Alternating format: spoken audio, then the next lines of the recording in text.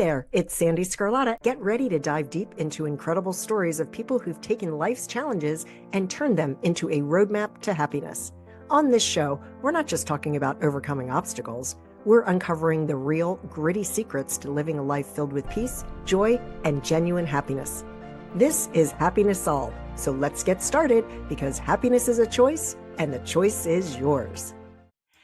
Avva Thach, such a pleasure to see you. I'm so excited to be finally talking to you. I've been wanting to interview you for quite a while. How's everything going? Oh, wonderful. I just came back from my trip in Asia, seeing my family, and it's such a wonderful feeling. It's like really totally recharged me. Oh, good. That's great. I mean, you got to do that. You got to do that. And because for the audience, Avva is a leadership expert.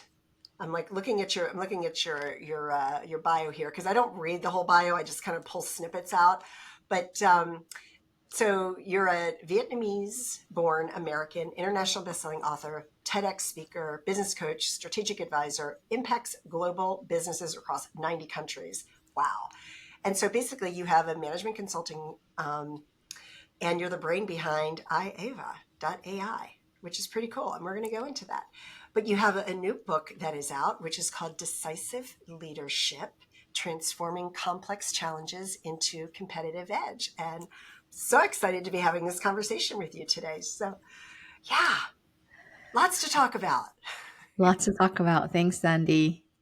Yeah, so before we go into all of this, can you just give the audience just a brief, how did you get to where you are today? Because I love hearing everybody's stories. Yes. So I was born in Vietnam, and when I was 16, I was always thinking, like, how do I grow myself? Like, there's going to be something more exciting. And, in Vietnam, we expect to go to university, get married, and do all those things. But I was just thinking, like, what would that look like to be abroad? But I didn't even speak any English at that point. So somehow, I made it happen. I studied with people from all over the world, and it was hard. I didn't know anything.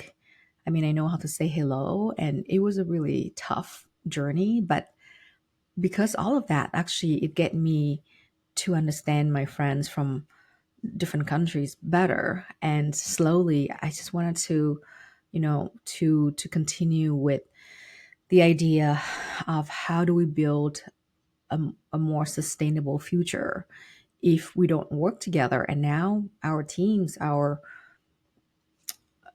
technology teams, we work with people from all over the world, and that's really aligns very well with me. And I think the second thing is that even from the early age, my aunt, like at some point I was studying abroad, and then I came home and she said, you know what, Ava, like what's so important is actually your um your roots. So don't ever forget that. But as she was saying that, like I already felt a sense of like my body was shivering. Like I felt a sense of belonging. That's something that you can't describe it. You just know it. You just feel it when you're with your folks because they know you, they love you. There's just like the natural love that they have for you.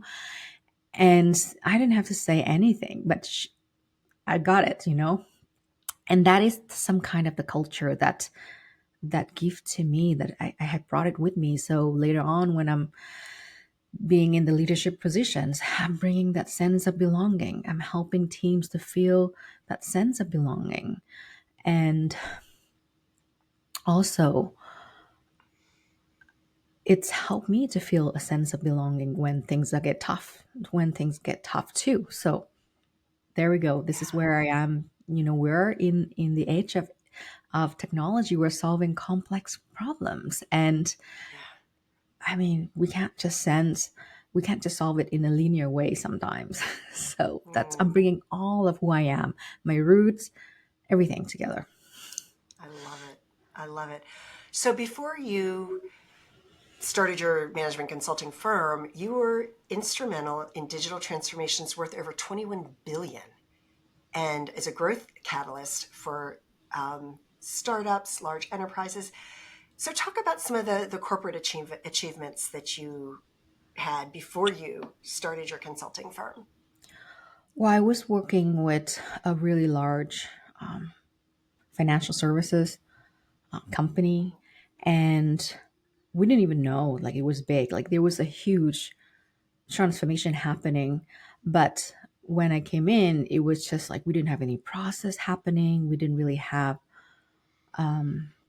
team laid out, and I just realized that we can make a huge difference not having to be way high up in the change when we first starting out. It was really about like, okay, what can I do on my end? So it's just about what kind of process can we create. So then I was talking with my supervisor at that point. She was a VP in the bank, and it turned out we didn't have a process. So I just sit down and like, oh, what about this process? What about we will run with it? And then, I think a combination of continuous learning on my own. I was just very curious, like, oh, how does this work? How does it work? And I start to go out and talk with people from different department within huge financial institution and starting to get to know like what they do. It's almost like doing an interview, and then I'm starting to get connect the dot. Then I'm like, okay, here's the process. And then it was very complicated because we had to deal with bank from all over the world, working with different regulations, and it's like involved multiple parts. But it's all about working with people together and working with technologists. We can create like a customized in-house platform so we can track very complicated funds. You know ex- Especially we wanted to make sure we do it in a seamless way so everyone can, all this business can happen as usual. So all of that really helped me, and then suddenly, my supervisor come like, oh, we are so busy today. Can you start training the team? Because, the team now start to grow. I'm like, okay, no problem. And then I'm starting to train them. And then I start noticing like, oh, I was creating a new process, training new team members, creating reports to senior leaders, and making sure I'm working and resolving any urgent matters with international banks. So that's, calling like 60 banks like in a week, talking with them.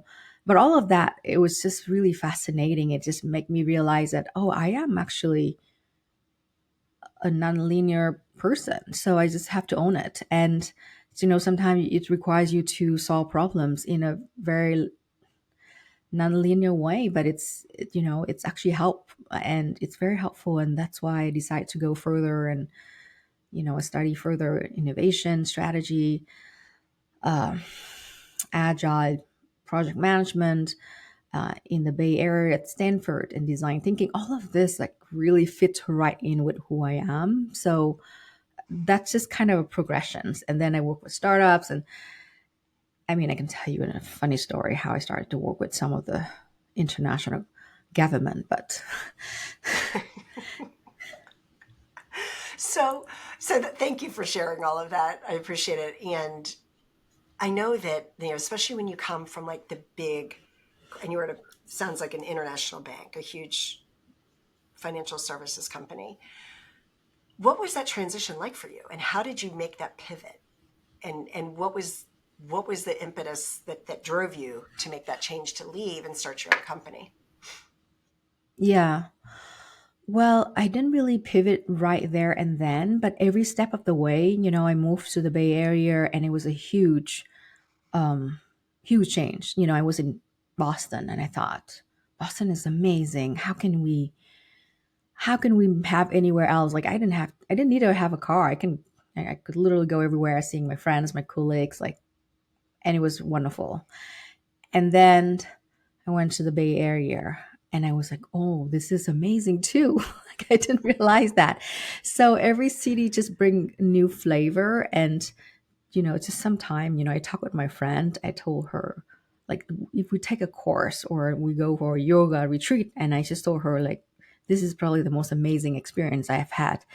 And she's like, how did you know you have not experienced further? I'm like, yeah, this is it.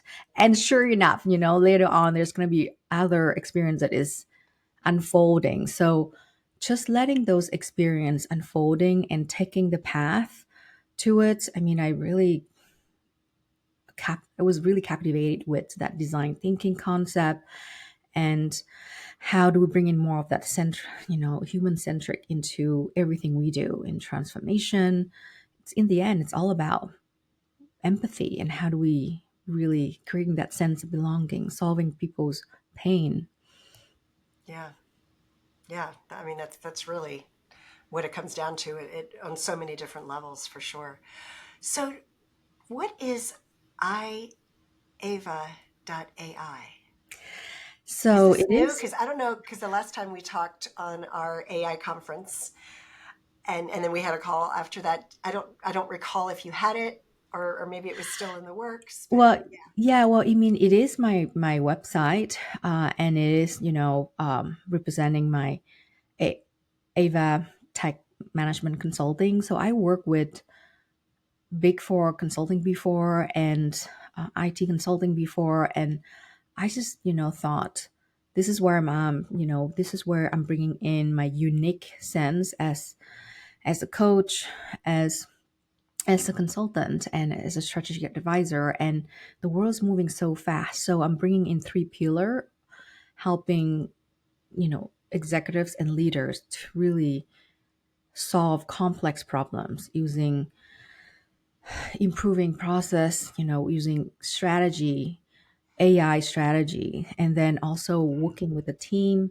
to really train them, to really bring that to life. And sometimes coaching is in every step of the way. People don't really talk about it, but in consulting, actually, there's a lot of coaching because we do a lot of co creation, partner with our clients, that it's impossible to decide for our clients. We don't even know what it is that they want sometimes. Sometimes they say they want one thing, but throughout the process of brainstorming, that working together, that co-creating together, that's where we know. So iAvva.ai is really representing that technology, that AI integration service that I'm doing, customized consulting, but also bringing in that mindset of co-creations, coaching, and facilitation, as well as training and development. Mm. You're one busy woman. Wow. And as I keep going through your bio that I have over here, I was like, oh my gosh, you've also, we're going to get to your book soon. So we're going to talk about the book in a minute, but you host the Ava Innovate with Authenticity podcast. You've completed 500 hours of yoga therapy, and you're a doctoral candidate and lecturer in strategy, innovation, AI, and communication at the University of Texas. I mean, like, do you have time to sleep?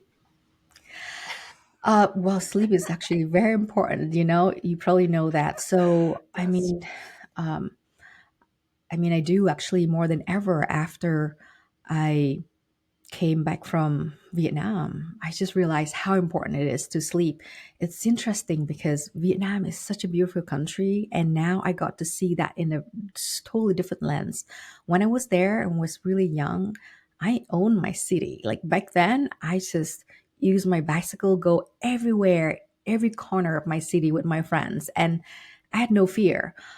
But now I came back and I was like, whoa, passing, going across the road is a big deal. Like I would go with my brother, but it was so wonderful because like this trip, we went to central Vietnam in Nha Trang, and my brother is like every 5:30, like 5:30 in the morning, he said, okay, let's go for a walk. And by walk, we walk for like 6 kilometers every morning. And somehow it gives you more energy. I was like, oh wow, I just had this like, 20 hours trips or something. And um but somehow like it's just amazing because the culture makes you feel alive. Like, in central Vietnam, everyone wake up early. You could feel it, like the sun is rising. And, people are really into even wear uniform, and like the intention of health is so important. So, I mean, I was working really hard, but for that reason, just to be able to spend time with family, and it's totally reset me. And my brother said something that I remember forever. He said, you know what? We cannot borrow on our health forever. So this is a time for like, take a step back and do it. So no matter how busy I am now, I'm trying to bring in that exercise mindset, like, because even just 1 hour for ourselves, we can be so much more productive for Yeah. the rest I of mean, it's our day. amazing because, yeah, because when you do exercise, not only is it helping you to reduce stress because the endorphins get going, but you end up sleeping better as a result. Yes, yes, we sleep, end up sleeping better, and we become more creative. Like, sleeping is so important for our creativity, right? So, and in our line of work, we can't be creative. We're so stressed. Yeah, that's right. That's right. So, what was the 500 hours of yoga therapy?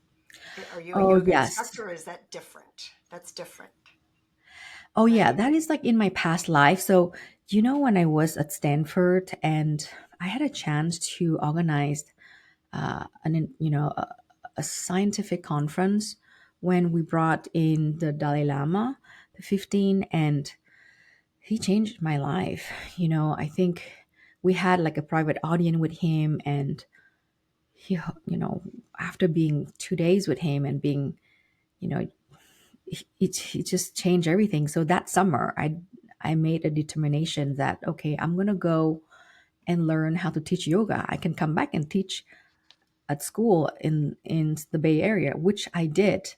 I taught it to like Silicon Valley's, like people from, PayPal, leaders from PayPal's. I taught it to students in different levels at Stanford, professor there. And they said, Eva, when I'm not in your class, I'm thinking about your class. But that was my initial intention, is like, oh, it would be so good to be able to teach, like, check the box to tell the truth. But going through this process just make me realize how powerful mindfulness is and how important it is that I need to bring it into my line of work later in digital transformation. Because in the end, even if we're creating new platforms, we're working with people from all walk of lives and people from different experience, and that requires mindfulness, leadership skills, so that we can really tackle all of those complexities, human to human. Yeah. Well, and I mentioned before we started recording that I have I'm so excited about this keynote that I have next week, and I'm talking about conscious leadership. And while I'm, going through my talk and putting the slides together and everything, it was like, even though it's conscious leadership, everything that we're talking about applies to your life. It doesn't matter. Like, no matter what you do, we're all leaders, Yeah. right? We're all leaders. And I think that, we've reached a time where, and you know this more than anyone because you're in technology, that things are changing so rapidly that it's really hard for humans to even keep up, right? Yeah. And it's causing a lot of stress because people are like, I don't know what to do, right? Last week it was this, and I was telling you, like, I just changed platforms to record my podcast episodes on, and I'm reviewing other things because I feel like every month something else comes out, and you have to review the tools that you're using. Like, okay, am I getting the best bang for my buck right now with this tool? Right? Yeah. Because there's so many different things coming out. So, being somebody in the technology sector, how do you keep up with it? How do you keep up with the changing times that are happening right now? It's amazing. Like, you ask all the great questions. It makes sense that, the feeling that you're describing, like, things are happening and changing so much faster than we can imagine. Like, I felt like I just learned something yesterday, and is that going to be obsolete tomorrow? So this is real. But I mean, in our day, sometime, like, when I go for a walk in the morning, I would listen to, news and technologies, and I would learn something. Like, in a way, we're incorporating in our daily life, but in a mindful way, not to learn for the sake of learning, but it's also to really take the time to intentionally digest the information, and also bringing that reflections in our lives too, and things like that throughout, the conversation, with clients during the day. And carve out time to continuous learning is so important. But as long as we make sure we have enough sleep, because what good can we be without adequate rest and sleep?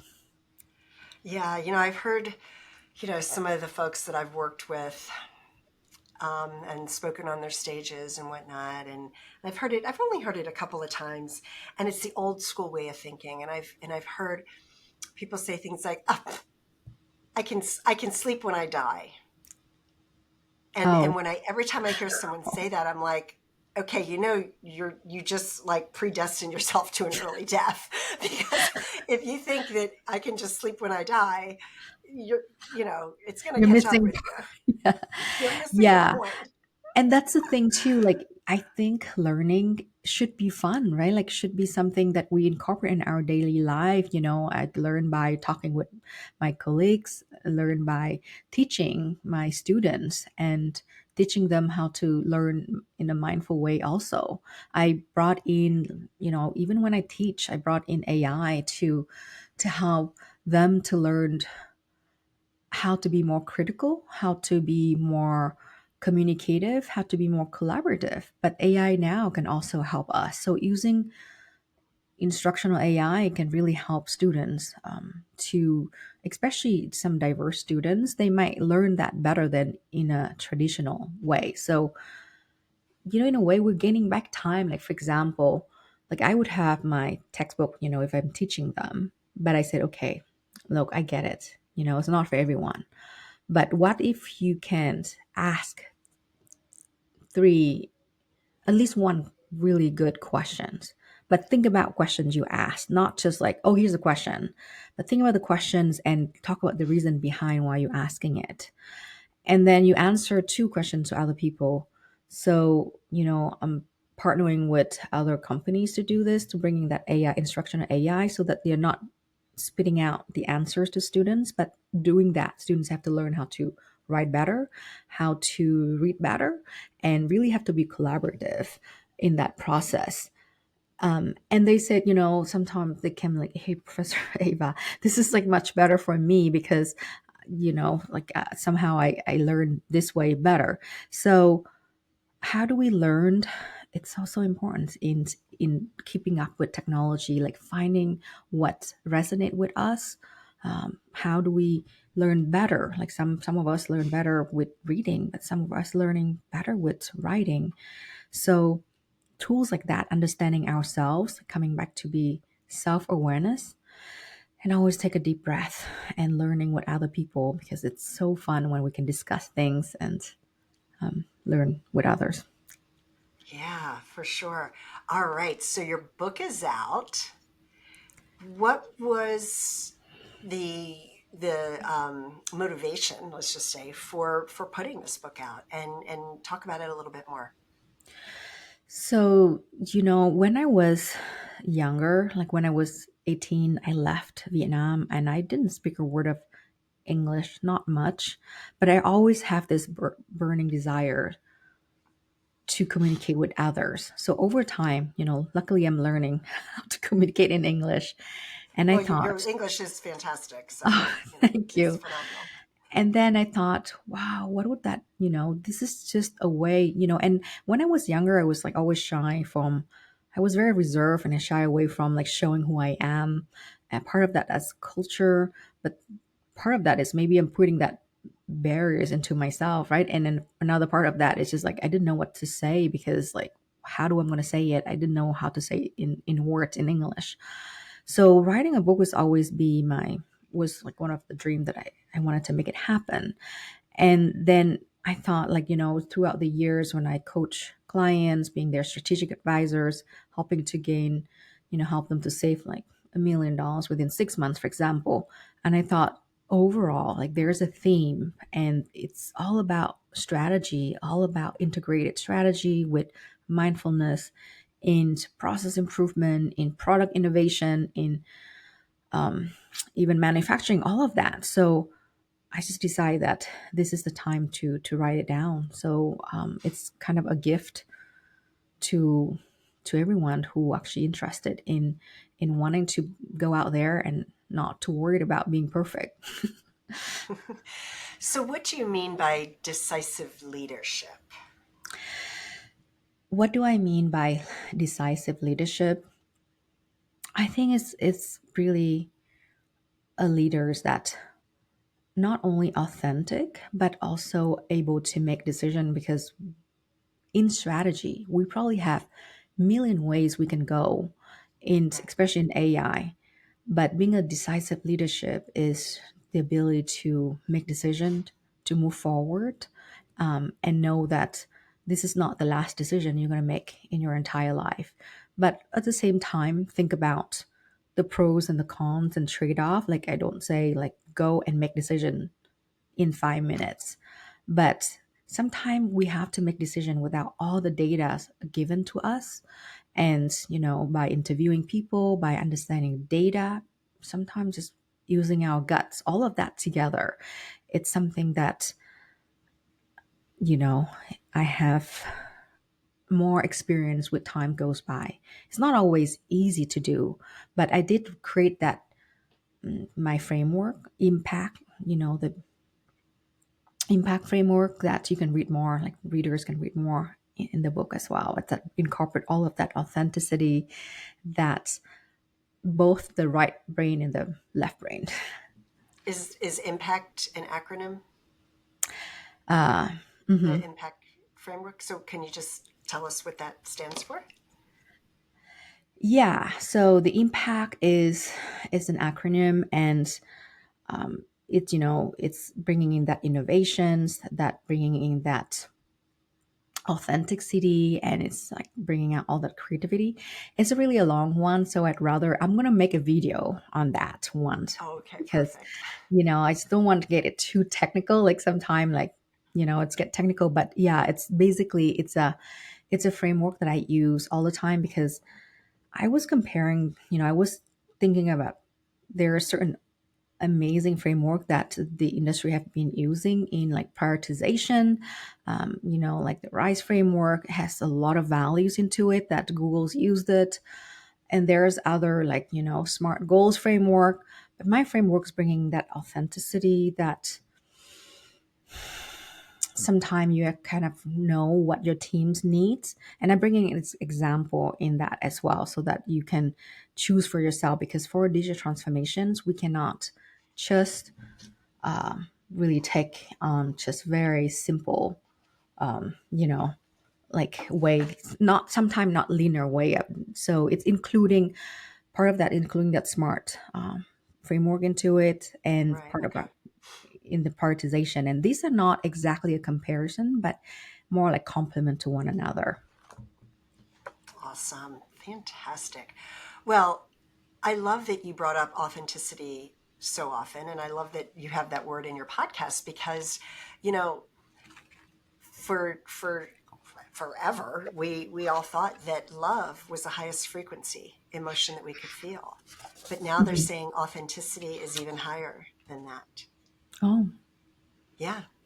Yeah. So it's, if you're living as an authentic individual, that's a really strong and powerful place to lead from.